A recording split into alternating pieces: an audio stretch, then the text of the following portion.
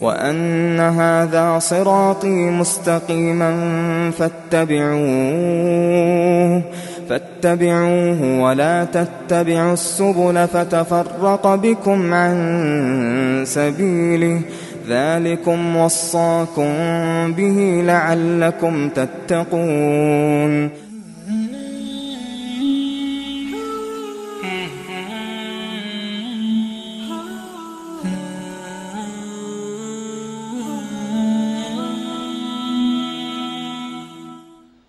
بسم الله الرحمن الرحیم. الحمد لله والصلاة والسلام علی رسول الله و علی آله و صحبه و من والاه. اما بعد، السلام علیکم و رحمت الله و برکاته.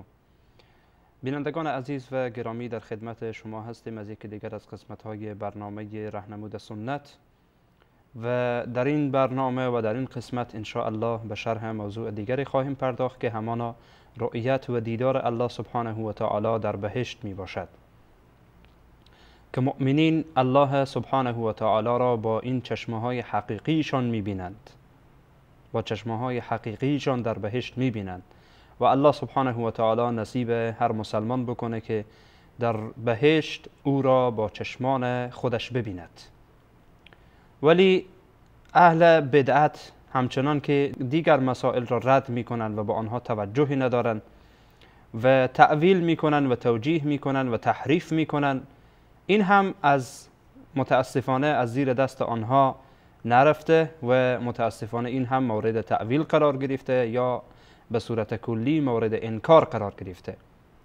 گروه های این را تأویل کردند و گروه های دیگری کلا این را انکار کردند، مثل معتزلی ها و رافضی ها، و گروه های هم این را تأویل کردند و تحریف کردند معنای رؤیت الله سبحانه و تعالی را و آیاتی که در این مورد آمده را به هر حال متناقض خواندند یا آیات را نعوذ بالله به شکل از اشکال توجیه غلط و توجیه بیجا کردند.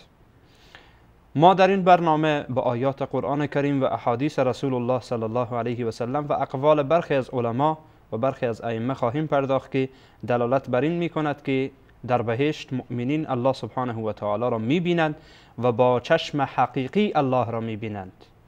با چشم حقیقی الله سبحانه و تعالی را می‌بینند. این دیدار با قلب نیست، بلکه دیداری است که با چشم حقیقی الله سبحانه و تعالی را می‌بینند و مشاهده می‌کنند. اولین آیه از آیات قرآن کریم که دلالت بر این موضوع می‌کند در سوره مبارکه قیامه هست. آیت 22 و 23.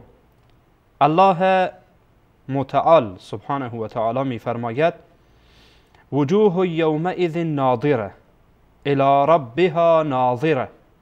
می‌فرماید برخی از آن روح‌ها و چهره‌ها شادان است، خوشحال است. الی ربها ناظره، به سوی پروردگار خودشان نگاه می‌کنند.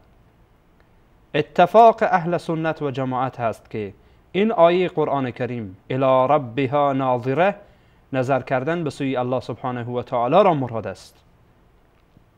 اگرچه اقوال شاذی در این مورد هست که مورد اعتبار نیست و از اعتبار افتاده و کسی به آنها اعتنا نمی کند، ولی جمهور و اتفاق ائمه اهل سنت و جماعت از مفسرین و محدثین و غیره نظرشان این است که منظور از این آیه قرآن کریم نظر کردن به الله متعال سبحانه و تعالی می باشد و ما اینقدر از تفصیلاتش آگاه نیستیم که در این مورد چگونه میبینند، چی نوع الله متعال اوصافی از الله متعال باشه که ببینند. این مسائل به ما به هر حال ربطی نداره.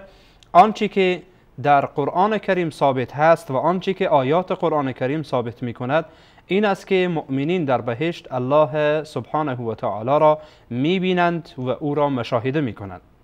سوره مبارکه قیامه آیت 22 و 23.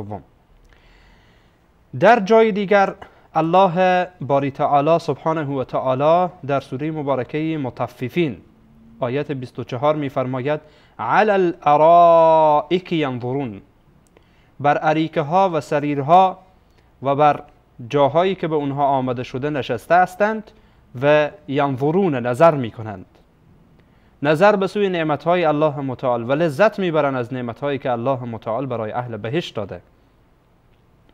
اهل بهشت این نعمتها را نظر میکنند، اهل بهشت الله متعال را نظر میکنند، اهل بهشت اهل دوزخ را تماشا میکنند. آیاتی در قرآن کریم هست که اهل بهشت اهل دوزخ را میبینند و با اونها مناظره میکنند، با اونها صحبت میکنند، گفتگو دارند با اونها. و همچنین اهل بهشت نعمتهایی که الله متعال سبحانه و تعالی به اونها داده نظر میکنند و بزرگترین نعمت که همانا نعمت دیدار الله متعال و رؤیت باری سبحانه و تعالی در بهشت می باشد. اینها بر اریکه ها نشسته و الله سبحانه و تعالی را نظر می کنند و تماشا می کنند و می بینند. الله سبحانه و تعالی در سوره مبارکه یونس آیت 26 می فرماید للذین احسنوا الحسنى و زیاده، برای کسانی که نیکوکار هستند، برای کسانی که اعمال نیک و شایسته انجام دادند، برای اونها بهشت است و زیاده، و به افزون از بهشت چیز دیگری به اونهاست که در صحیح مسلم آمده که رسول الله صلی الله علیه و سلم این قول حضرت باری تعالی سبحانه و تعالی را تفسیر کردند. و زیاده منظور این است که رؤیت مؤمنین در بهشت است، چنانچه رسول الله صلی الله علیه و سلم این آیه را تفسیر کردند و این روایت در صحیح مسلم هست که رسول الله علیه و سلم فرمودند که مراد از و زیاده در این آیه قرآن کریم رؤیت حضرت باری تعالی سبحانه و تعالی می باشد.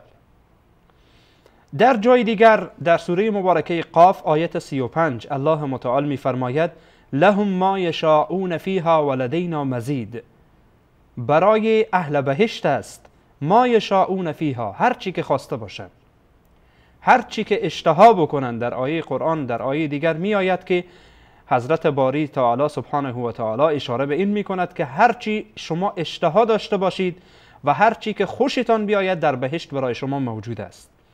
و الله سبحانه و تعالی نعمتهای فراوان را در بهشت برای بندگان صالح و بندگان نیک خود آماده کرده و اینها در انتظار بندگان نیک حضرت الله متعال سبحانه و تعالی می باشد.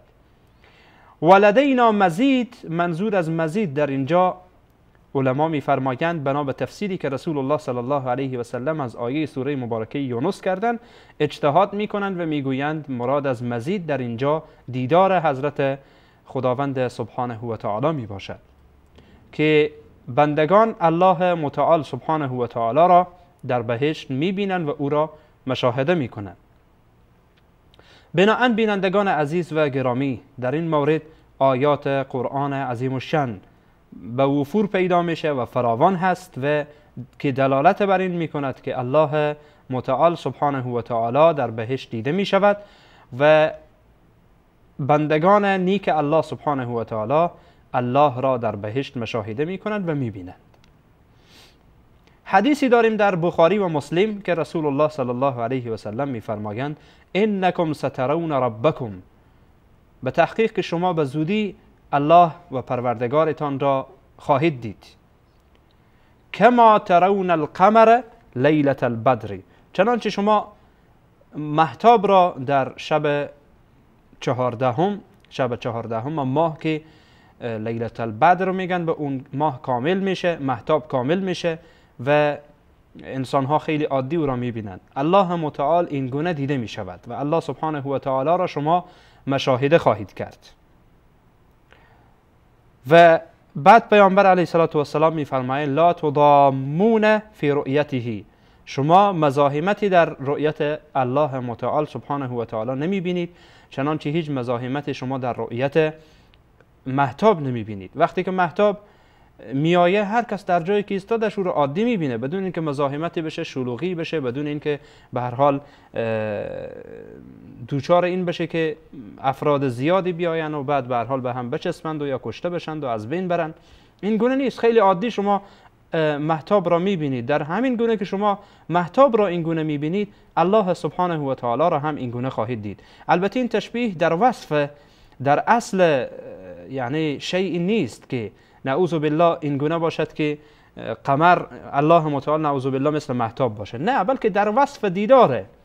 در وصف دیدار مثل که شما مهتاب بدون هیچ مزاحمتی مشاهده میکنید، بدون هیچ نوع مشکلی و سختی و تعب مشاهده میکنید، این گونه بدون با همین وصفی که مهتاب را میبینید، با همین وصف الله سبحانه و تعالی را شما مشاهده خواهید کرد و الله متعال را خواهید دید. و این حدیث صریح است. این حدیث صریح است، هم در بخاری آمده و هم در مسلم آمده. حالا مشکل اهل بدعت در این است که این اخبار را و این روایات را قبول ندارند که ما ان شاء الله در برنامه بعد با آن خواهیم پرداخت که نظر اهل سنت چیست و اهل بدعت چیست و رد بر اقوال پوچ و بر اقوالی که حقیقتا هیچ جایی در شریعت اسلامی ندارد ان شاء الله صحبت خواهیم کرد. امام ابو حنیفه رحمه الله در کتاب الفقه الاکبر می‌فرمایند و کان الله تعالی خالقا قبل ان یخلق و رازقا قبل ان یرزق والله تعالی یرا فی الاخره و یراه المؤمنون و هم فی الجنة باعین رؤوسهم بلا تشبیه ولا کیفیه. می‌فرمایند که الله متعال والله تعالی یرا فی الاخره، الله سبحانه و تعالی در روز آخرت و در بهشت دیده می شود. الله دیده می شود، رؤیت می شود. و یراه المؤمنون، مؤمنان الله متعال را می بینند، مشاهده می کنند. و هم فی الجنه، مؤمنین در بهشتند. به چی می بینند؟ با قلب خود؟ نه، به اعین رؤوسهم، با چشم سرشان می بینند. بعضی ها این را تأویل می کنند، اقوالی که در قرآن کریم هست و یا احادیث رسول الله صلی الله علیه و سلم، میگن منظور از دیدن چشم نیست. ولی در این قول امام ابو حنیفه رحمه الله که میفرمایند به اعین رؤوسهم، به اعین و به چشم سرشان میبینند. و حتی برخی از علما در این مورد اجماع اهل سنت را نقل کردند که الله متعال با چشم سر دیده می شود. الله متعال با چشم سر دیده می شود. این گونه نیست که با قلب دیده بشود یا دیدن آن به گونه دیگری باشد. با چشم سر الله متعال سبحانه و تعالی را می بینند.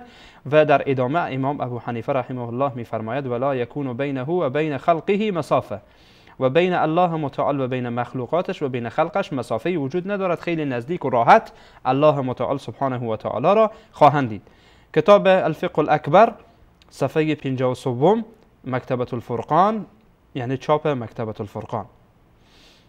امام احمد رحمه الله در کتاب الرد علی الزنادقه والجهمیه یا الرد علی الجهمیه والزنادقه صفحه 129 دار الثبات للنشر و التوزیع که چاپخانه اش هست، امام احمد ابن حنبل رحمه الله یک مناظره با جهمی ها می کند. در این مورد اونها را مطالبه می کند، با دلایل برای اونها می گوید و اقوال و گفتاری که آنها گفتند، شبهاتی که در این مورد وارد کردن، امام احمد ابن حنبل رحمه الله آنها را یکی پس از دیگر رد میکنه و بطلان این قول را برای اونها ثابت میکنه.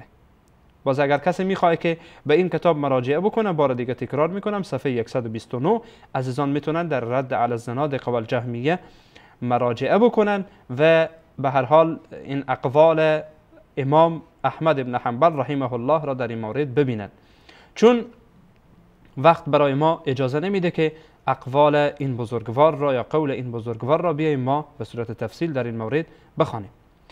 و حتی امام ابن عبدالبر رحمه الله در کتاب التمهید در جلد 7 به صورت تفصیل در این مورد صحبت میکنه و اقوال ائمه را با سند که داره، با سند و اسنادی که داره آنها را میاد روایت میکنه و حتی برخی از شبهاتی که معاندین و اهل بدعت مطرح میکنن امام ابن عبدالبر رحمه الله آنها را رد میکنه. اگر عزیزی باز میخواهد که معلومات بیشتری پیدا بکنن، میتونن به کتاب التمهید در جلد 7 مراجعه بکنن و این موضوع را در اونجا مشاهده بکنن و ببینن. برخی از شبهات اهل بدعت و به خصوص روافض و همکارانشان مثل معتزله و امثال آنها میآیند شبهات مطرح میکنند از آیات قرآن و حتی جهمی ها شبهات مطرح میکنند که گفتم امام احمد رحمه الله در کتاب الرد علی الزنادقه و الجهمیه اینها را رد میکنه، مطرح میکنه و رد میکنه. امام احمد ابن حنبل رحمه الله اینها به بعضی از روایاتی به بعضی از آیاتی استناد میکنن که به نظر اونها دلالت بر این میکنه که الله متعال سبحانه و تعالی در بهشت دیده نمیشه و هرگیز نمیتونه انسان با چشم آن را مشاهده بکنه. ولی قبل از آن که این آیات را به خدمت عزیزان قرائت بکنم و شبهات آنها را جواب بدم، اجازه بدید که یک میان برنامه ببینیم. بعد از میان برنامه دوباره در خدمت عزیزان قرار خواهیم گرفت. خذ من أموالهم صدقة تطهرهم وتزكيهم بها وصل عليهم إن صلاتك سكن لهم. خذ من أموالهم صدقة تطهرهم وتزكيهم بها خذ من أموالهم صدقة تطهرهم وتزكيهم بها وصل عليهم إن صلاتك سكن لهم والله سميع عليم.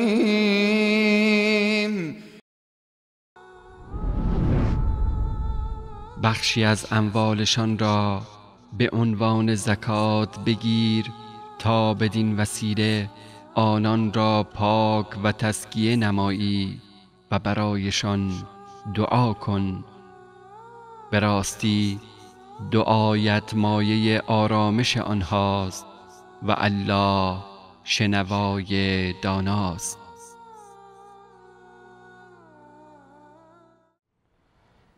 با عرض سلام مجدد به خدمت شما بینندگان عزیز و گرامی، در خدمت شما هستیم از ادامه برنامه راهنمود سنت.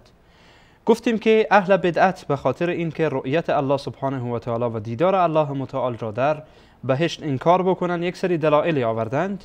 البته دلایل نه، بلکه به گفته امام احمد ابن حنبل رحمه الله وقتی که نقل میکند اینا میگه شک و زنادقه علی فلان، شک و زنادقه علی فلان. بسیار جمله بسیار خوبی امام احمد ابن حنبل رحمه الله نقل میکنه. واقعا این یک شک، یک نمیشه گفت دلیل، دلایل نمیشه که گفت دلایل. حقیقتا چون گفتیم که دلایل بر اساس یک اصول مبتنی هست، ولی این شبهات و این شکوک هست، ها شکه هایی است که در اذهان فاسد و مریض آنها وجود داره و الا اینکه اینها دلیل نمیتونه باشه.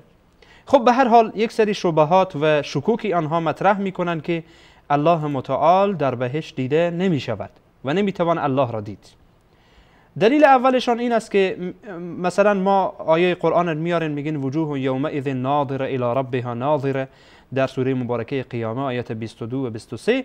اینا میان آیه دیگه میارن میگن نه این آیه متناقضه نعوذ بالله. چنانچه امام احمد رحمه الله میگه که اینها گستاخن که میگه این آیه نقیض آیه دیگره، این آیه متناقضه دو تا با هم. کجاست تناقض؟ در کجاست؟ اینها عقول شما تناقض داره. ای روافض و ای معتزلی های جدید که در لباس جدید در آمدید، شما عقول شما مشکل داره، عقول شما تناقض داره، آیات قرآن تناقض نداره.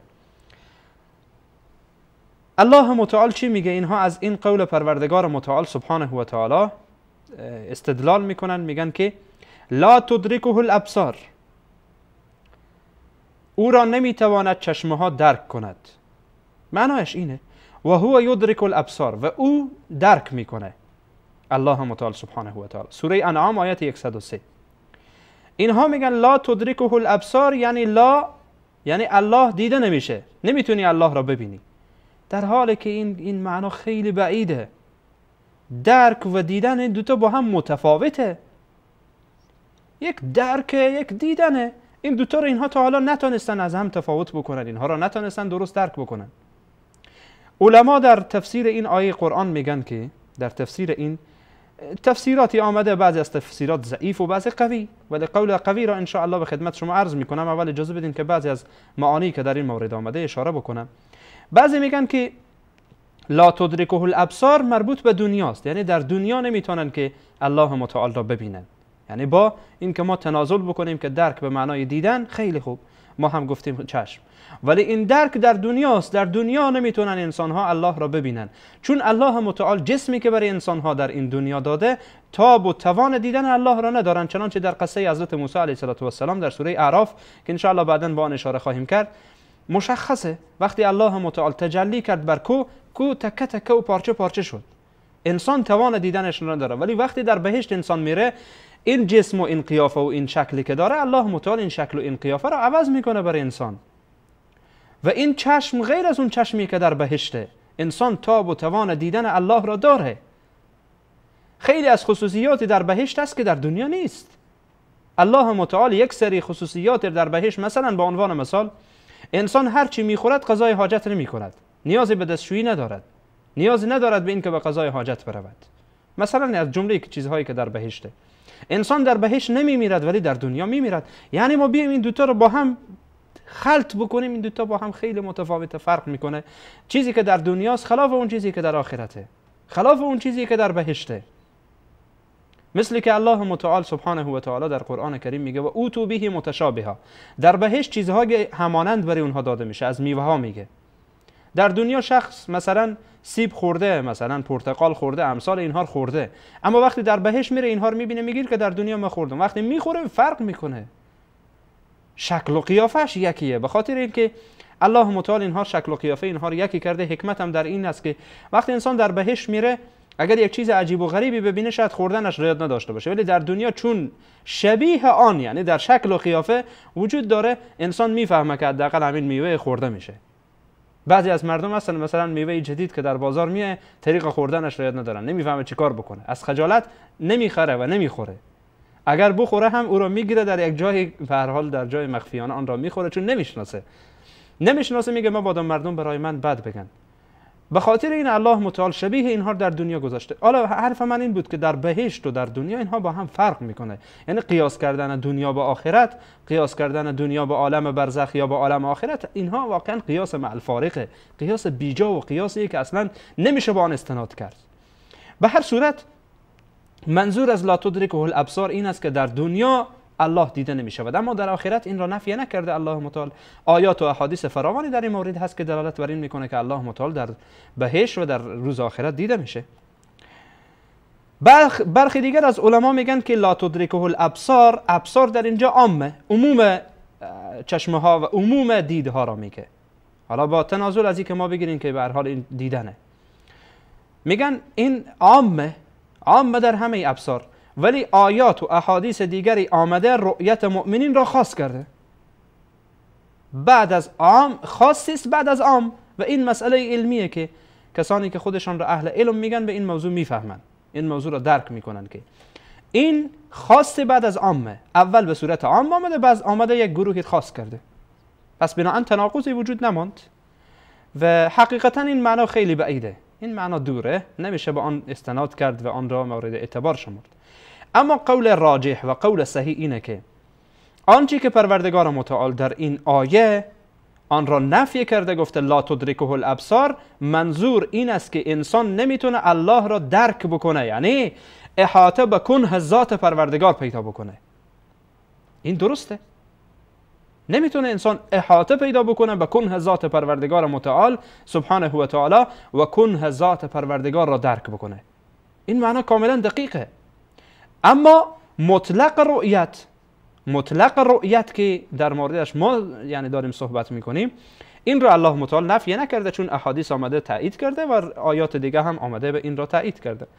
آنچه که شبهه دیگری که اینها مطرح میکنن از داستان حضرت موسی علیه السلام هست که الله متعال میگه ولما جاء موسی لمیقاتنا و کلمه ربه قال رب ارنی انظر الیک. وقتی حضرت موسی علیه السلام به میقات رفت، که به میقات همون جایی که وعده داده شده بودن، بعد با الله متعال صحبت کرد، گفت رب ارنی، یا الله نشان بدی خودت را که انظر الیک، به سوی تو من نگاه کنم. قال، گفت الله متعال لن ترانی، ای موسی هرگز مرا دیده نمیتوانی، هرگز تو نمیتوانی من را ببینی. لن ترانی، هرگز دیده نمیتوانی من را. خب بعد الله متعال سبحانه و تعالی گفت ای موسی بکن نگاه کن ولکن انظر الى الجبل فان استقر مکانه فسوف ترانی، بکن نگاه کن اگر دیدی که کو به جای خود ماند فسوف ترانی، تو خب مرا خواهید دید. فلما تجلى ربه للجبل جعله دكا وخر موسى صاعقا، وقتی که الله متعال سبحانه و تعالی تجلی کرد به کوه تکه تکه و پارچه پارچه شد، موسی علیه السلام بیهوش شد و افتاد. و خر موسی صاعقا، حضرت موسی علیه السلام بیهوش شد افتاد. اینها از این آیه استدلال میکنن که الله در بهشت دیده نمی شود، چون الله گفته لن ترانی. اینها میگن لن برای نفی مؤبده. اولا چیزی که اینها میگن لن در اصطلاح لغت عربی لن نفی مؤبده، یعنی ابدا نمیتوانی من را ببینی. اولا ما با این قول اونها یعنی حقیقتا قبول نداریم، چون ابن مالک یکی از نحوی های بزرگ است و عموما او را میشناسن، این قول را رد میکنه، میگه کسی که میگه لن برای نفی مؤبده قولش رده، مردوده. لن نفی مؤبد نیست اولا. ثانیا الله میگه لن ترانی، نمیگه لن اورا. فرق است میان لن ترانی و لن اورا. لن ترانی ای موسی مرا دیده نمیتوانی، تو دیده نمیتوانی، چون موسی علیه السلام در دنیاست. بنان حضرت موسی علیه السلام در دنیا نمیبینه الله متعال را، چون گفتیم که الله متعال این ظرفیت را برای انسان نداده که بتونه الله متعال را در دنیا ببینه. اما در آخرت فرق میکنه، موضوع آخرت کلا متفاوته. بنابراین الله نمیگه لن اورا، من هرگز دیده نمیشوم، بلکه میگه لن ترانی، تو مرا نمیتوانی ببینی، تو نمیتوانی مرا ببینی. از جهت دیگر ببینید شما میگه فسوف ان استقر مکانه فسوف ترانی، اگر کو توانست که به جای خود بماند تو هم مرا خواهید دید، به زودی مرا خواهید دید. این خودش دلالت بر این میکنه که الله متعال در بهشت دیده میشود، چون این کو ظرفیت را نداشت، توی موسی این ظرفیت نداری. در بهشت الله متعال این ظرفیت میده و تو خواهید دید، دیگه جای باقی نمیمانه برای حرف زدن. از جهت دیگری آیا امکان داره که حضرت موسی علیه السلام یک چیزی که خلاف است و چیزی که مستحیله، خلاف بگذارین کنار، چیزی که مستحیله اصلا امکان نداره حضرت موسی از پروردگار تقاضا بکنه؟ غیر ممکنه. حضرت موسی پیامبر خدا با الله متعال سبحانه و تعالی صحبت میکنه، الله میگه و کلم الله موسی تکلیما، موسی با الله متعال حرف زده، موسی علیه السلام الله با موسی حرف زده. چگونه میشود که این موسی علیه السلام درخواستی بکنه که بیجا باشه، درخواست کاملا مستحیلی؟ چون حضرت موسی علیه السلام میدانه که الله دیده میشود، اما در این دنیا درخواست میکنه ولی درخواستش به جا نمیشه، چون حضرت موسی علیه السلام این ظرفیت نداره که الله باری تعالی سبحانه و تعالی را در دنیا ببینه، ولی در آخرت موضوعش فرق میکنه و الله سبحانه و تعالی دیده خواهد شد. از پروردگار متعال میخواهیم که یا الله یا الله یا الله دیدار خود را در بهشت نصیب همه مسلمین و نصیب ما هم بگردان. و از تمام عزیزان میخواهم که برای ما هم دعا بکنن که الله متعال ما را از این نعمت بزرگ بی نصیب نکند و از این نعمت بزرگ نصیبی برای ما هم برسد. تا برنامه بعد از موضوع جدید در خدمت شما باشم. همه شما را به الله پاک بی همتا می سپارم. الله متعال یار و مددگار همه من و شما باشد. و السلام علیکم و رحمت الله و برکاته.